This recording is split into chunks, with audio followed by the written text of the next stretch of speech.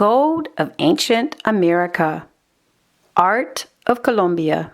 More than 2,000 years ago, indigenous societies of ancient Colombia crafted a vast array of complex gold objects for use in spiritual rituals, personal adornment, and tasks of daily life.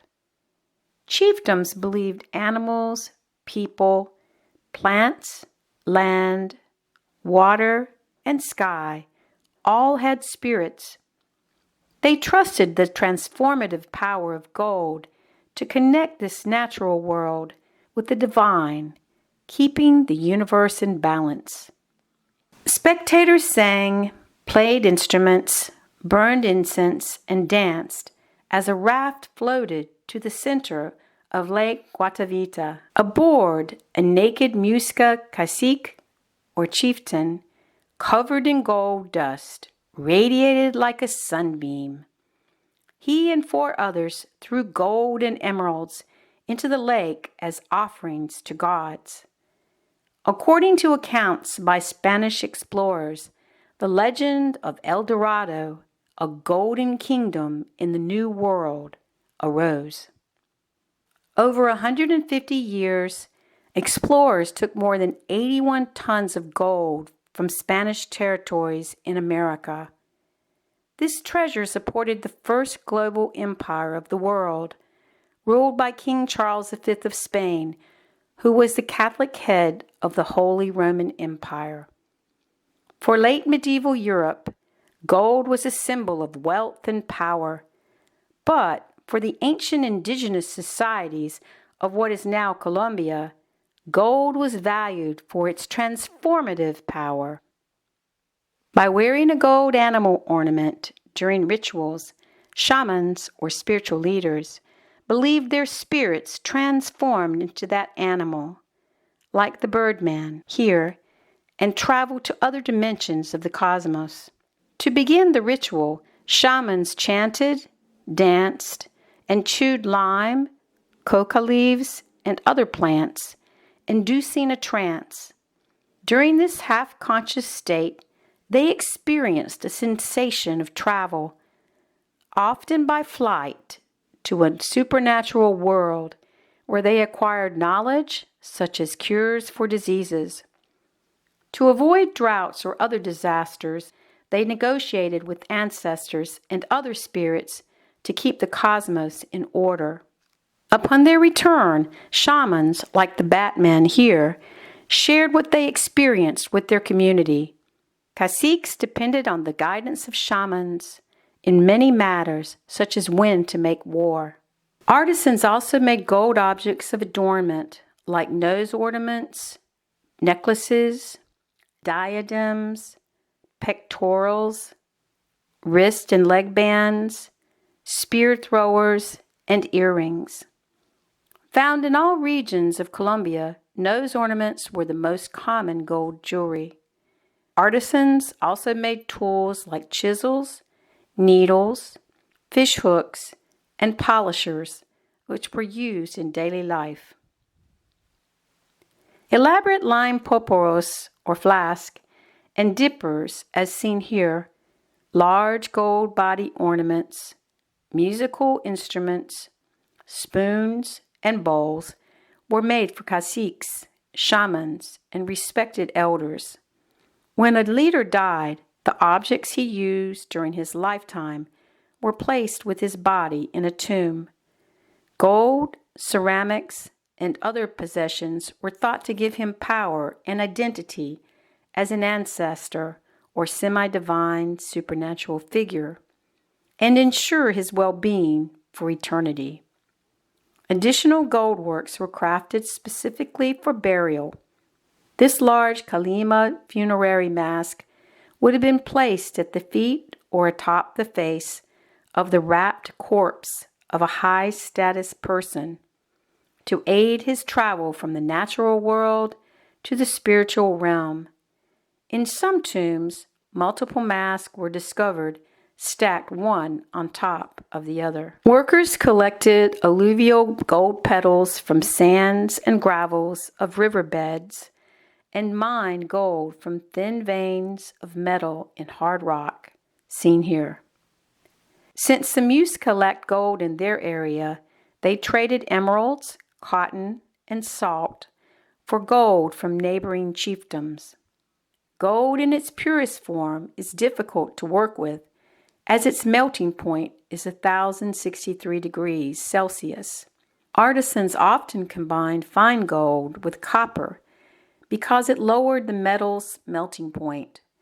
An alloy or mixture of 82% gold with 18% copper has a melting point of 800 degrees Celsius. To make base gold, artisans added 40% or more copper. To create an alloy called tumbaga, as in the lobster man seen here, they added 70% or more copper. Tumbaga produced fine details more easily and was harder and stronger than pure gold.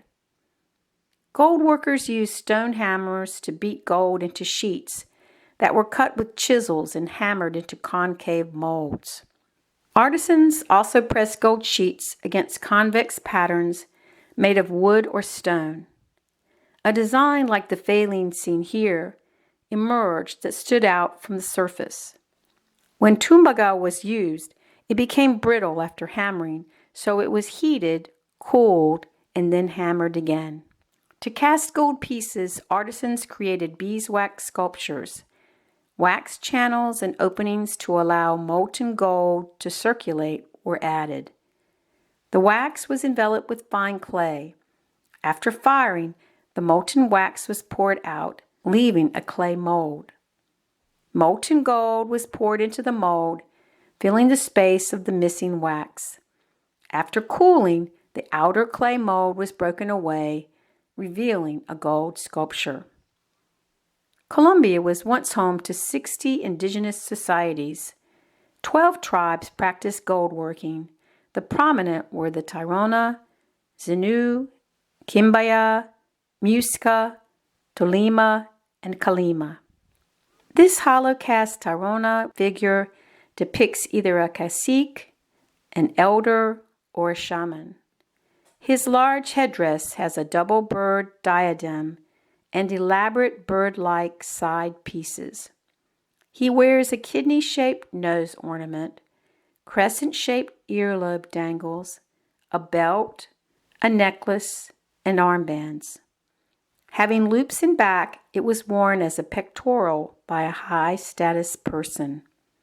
This Zenu ear ornament was initially constructed of wax threads and then cast. The upper portion of the circle is for threading through the hole of an earlobe. Around the bottom of the circle are alternating single thread rows, twisted rows, and crisscrossed rows. It is called false filigree because it appears to be woven, but it is actually one solid piece of gold alloy. Some tribes believed the universe had 3 layers, the middle of which was occupied by humans. They believed rivers connected the middle and the underworld. This Quimbaya pendant represents a caiman, a relative of the alligator, which dominated life in rivers. Transforming into this predator with rough skin and sharp teeth would have connected a shaman with the underworld of the cosmos. Crafted with fine gold, this Quimbaya helmet was constructed by hammering, repoussé, and intense polishing. An imprint of a small round hammer is visible inside the helmet. Discovered only in high-status burial tombs, such works were only worn by elite, powerful persons. Believing the sun was the father of gold, the wearer reflected the brilliance of that divine star. Muisca tuños were formed from flat wax with thread wax details and cast in tumbaga. With no elaborate finishing, tuños were meant to be a simple offering to gods. This tuño represents a victorious Guechas, or Muisca warrior, with a shaved head holding his weapons and the trophy head of his enemy. It would have been placed under a rock or tree in caves, rivers, lakes, or lagoons. This flat Kalima pendant represents a shaman transformed into a bat or a bird. With a detailed human face, the figure has loopy ears, a crested head, wings, a feathered body, and a forked tail. The open work in the center of the piece continues the abstract, symmetrical style of the pendant, which was worn as a pectoral suspended from a cord around the neck of the wearer. This Kalima headdress ornament with 10 lateral rays with moving pendants would have covered the wearer's nose and forehead. In the center is a dome-shaped cap above a high-relief face. The face has an H-shaped nose ornament and 2 large ear pendants. Dramatic when worn, the headdress would have reflected the sparkling sunlight or firelight and tinkled from the many swaying pendants. Human or aquatic bones were carved with opposing spirals and then covered with a sheet of gold by a Kalima artisan. After pressing the gold into the indentations of the carved form, a trumpet, as seen here, emerged. Such instruments were played along with singing, dancing, and chanting during spiritual rituals. This Kalima Jaguar nose ornament was constructed with 6 pieces of hammered gold connected by small loops. The face is flanked by 4 legs with repoussé designs. Hanging circular and rectangular pendants produce tinkling sounds. Dark stones represent eyeballs and hang from a ring nose relief. During rituals, shamans wore jaguar ornaments as they sought to transform into that animal. Gold works of indigenous societies in ancient Colombia reflect a vast array of styles and construction techniques. Used for personal adornment and tasks of daily life, they were also symbols of power and identity during life and in death. During rituals, golden symbols were believed to transport wearers to realms of consciousness where their spirits communed with divine beings of the cosmos.